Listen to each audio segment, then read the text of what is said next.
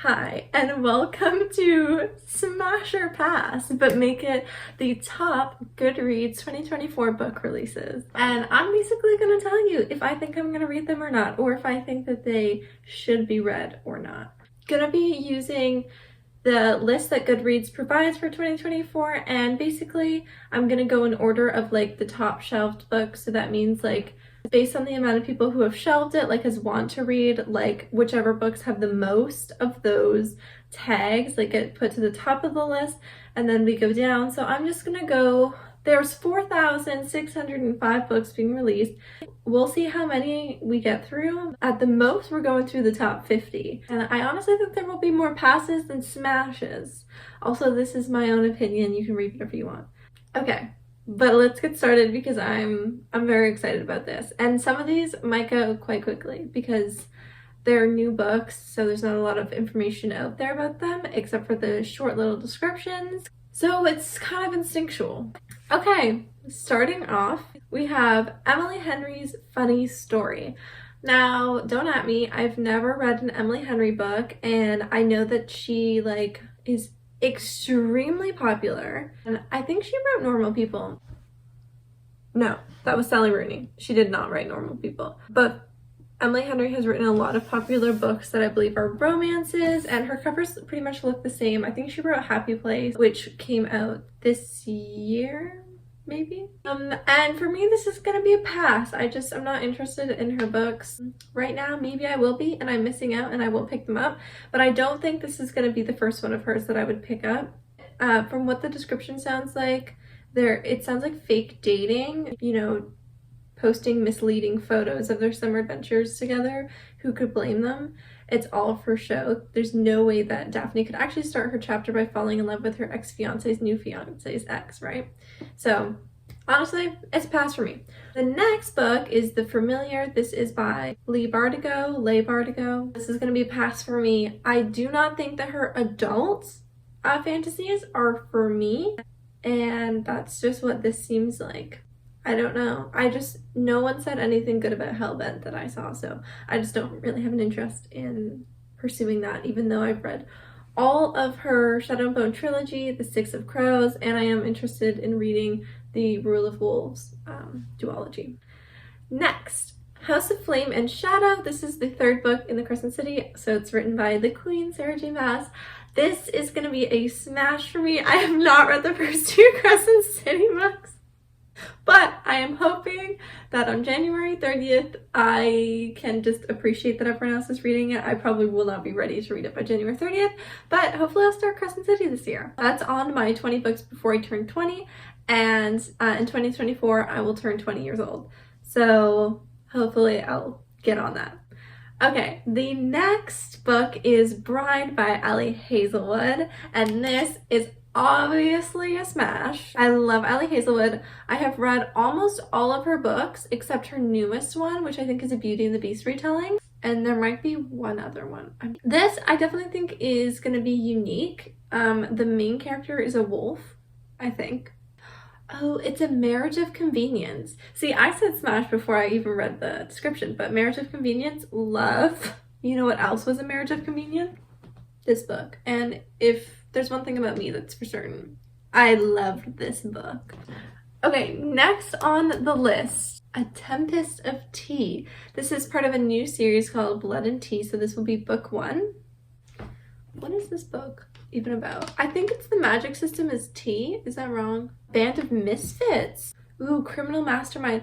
Okay, it's giving Six of Crows, but make it tea and make it kind of cute. Okay, so it's about a vampire, it's a vampire fantasy. It's not giving a lot of information, but it's part of a duology. I think it's the first book in the duology. It's giving found family, it's giving Six of Crows, it's giving vampires. Smash, for sure. The next book, An Education in Malice. I'm gonna say pass. It's not come across my desk as anything interesting. I have no beef with this book or this author. It's an academic rivalry, and I read Ace of Spades, and honestly, I think that was an exception, but I'm really not into them being in education. In fantasies, and Fourth Ring's an exception because it's not a traditional school. Next, A Witch's Guide to Magical Innkeeping. This author is the same author from The Very Secret Society of Irregular Witches. This is gonna be a smash for me. I did really enjoy that book, and I think that the author can go one of two ways with this book. It's going to be much better than the first book because she will have grown as a writer. She will have so much more feedback. She'll know where she wants to take her world. You know, she's going to be like inspired to, or she's trying to make a book really similar to the first book. Use her Very Secret Society of Irregular Witches popularity just to like make another book, and kind of like in the way that The First to Die at the End I felt like was a complete just like sellout. This could be that, and it could just be garbage. But I'm gonna say smash, and I have faith in this author. Okay, next we have A Fragile Enchantment. I have no idea what this is. Okay, it's a fantasy. Okay, it's like a royal fantasy. And from the description, I can't tell if it's a high fantasy or a low fantasy, which basically refers to like, there's not much magic. Like that would be like a low fantasy, and a high fantasy would be like ACOTAR, like completely unlike our modern day world. And like the magic is like very prominent in the book. I can't tell from this description very much about this. It's giving like, it's balls, nobles. I'm gonna say pass because I don't know, but the cover is like really pretty. Okay, the next book is Not in Love. This is by Ellie Hazelwood, and I'm gonna say smash just because it's Ellie Hazelwood, and I haven't read the description, but I will read it, so smash. Okay, Just for the Summer. Okay, this is by Abby Jimenez, who is also extraordinarily popular. And I haven't read any of her books either, and she's super popular. So, like, I don't really know. And I feel like I would pick up one of her previous, like, more popular books first. So I'm gonna say, yeah, pass on this, just because, like, she's not my girl. Next, Emily Wilde's Map of the Otherlands. So this is Emily Wilde's book 2.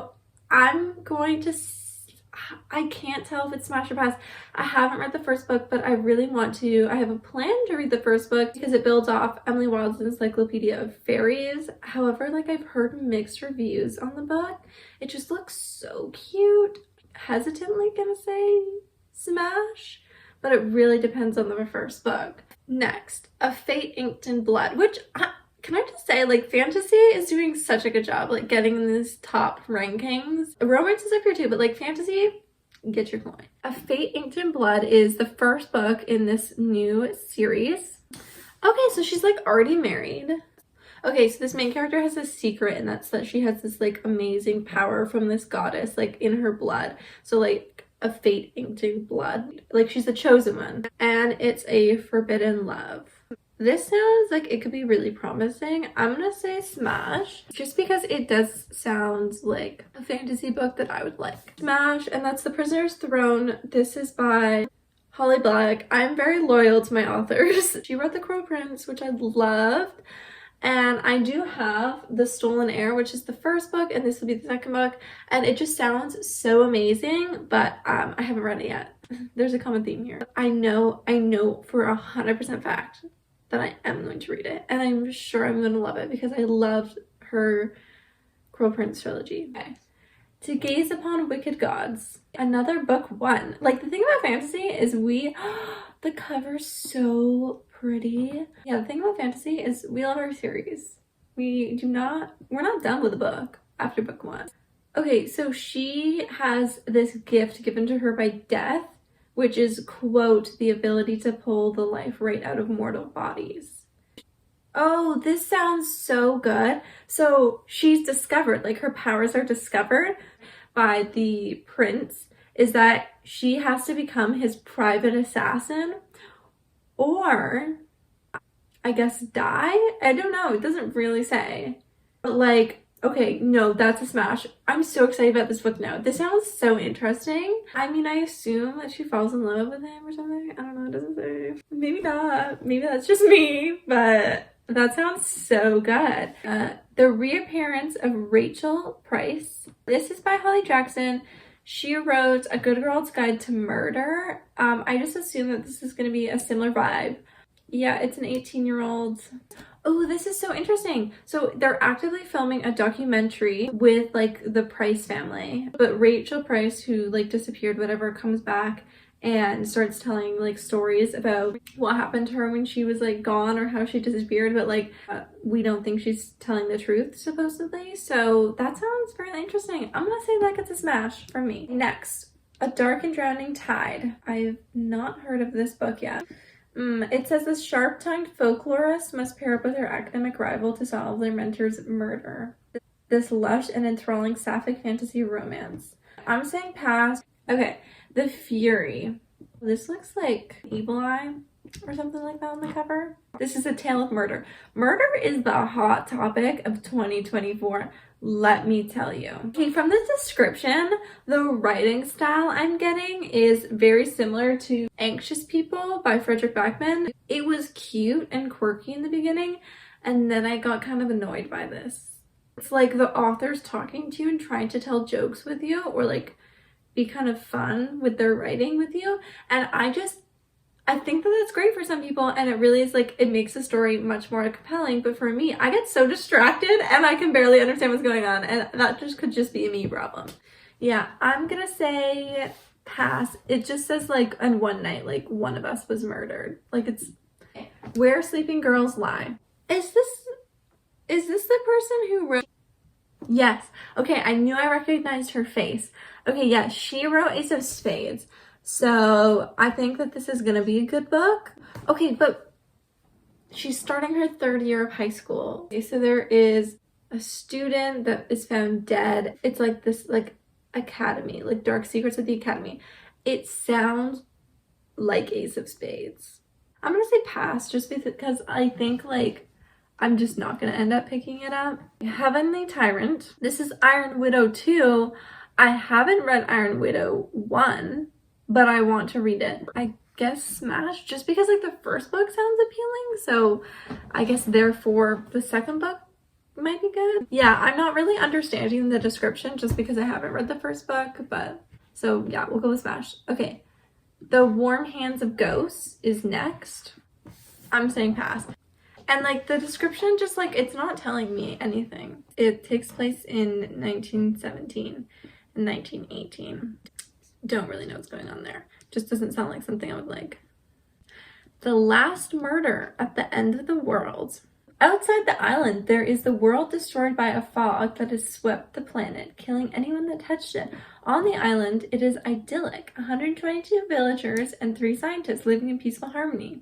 And then 1 scientist is found brutally murdered. Oh, if the murder isn't solved within 92 hours, the fog will smother the island and everyone with it. Okay, I want to say smash so bad because it sounds interesting. I'm gonna say pass because I also thought Lord of the Flies sounded interesting, and now I can't deal with these island stories. Like, no. Middle of the Night. This is another Riley Sager book. Riley's so popular, but I just like haven't read any of his books, and like I want to, but I just haven't gotten around to it just because like they all sound interesting but not compelling enough that I'm like picking them up or like seeking them out. So, and I'm just not a thriller girly. I'm gonna say pass. The next is the Atlas Complex, the Atlas, the 3rd book in the series. I'm saying pass. I haven't read any of them, and like I'm not really interested in picking them up anytime soon. Somewhere Beyond the Sea. This is a follow-up book to The House on the Cerulean Sea or something like that. And I don't know much about it other than it is quite popular. But yet, like I have known about it for so long and I haven't gone out of my way to pick it up. So I'm gonna say pass. Okay, this next one is Mislaid in Parts, Half Known. This is the 9th book in some series called Wayward Children, which I'm gonna say pass just because like it's the 9th book, people. I've never heard of this series. Or Fathom Folk. This is a part of a new series called Drowned World. It's the 1st book. Oh my god, once again, the cover is so pretty. Okay, so it's a semi-flooded city. I'm gonna say smash. It sounds interesting.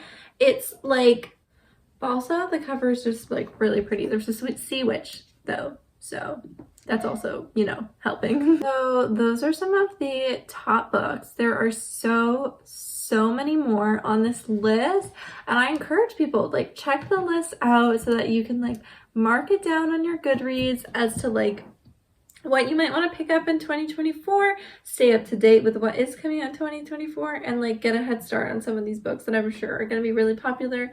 Again, the list is so much longer than what I covered, and I was like making very quick judgments, so I might read some of these books I said pass on, and also they might be really amazing. And also some of the books I said smash on might be complete garbage. At the end of 2024, I will see, did I read the books that I smashed? Did I read the books that I passed? But also, did I read the 20 books that I said I wanted to read before I turned 20? Anyways, thank you so much for hanging out with me today, and hopefully I'll see you in another vlog very soon. Bye!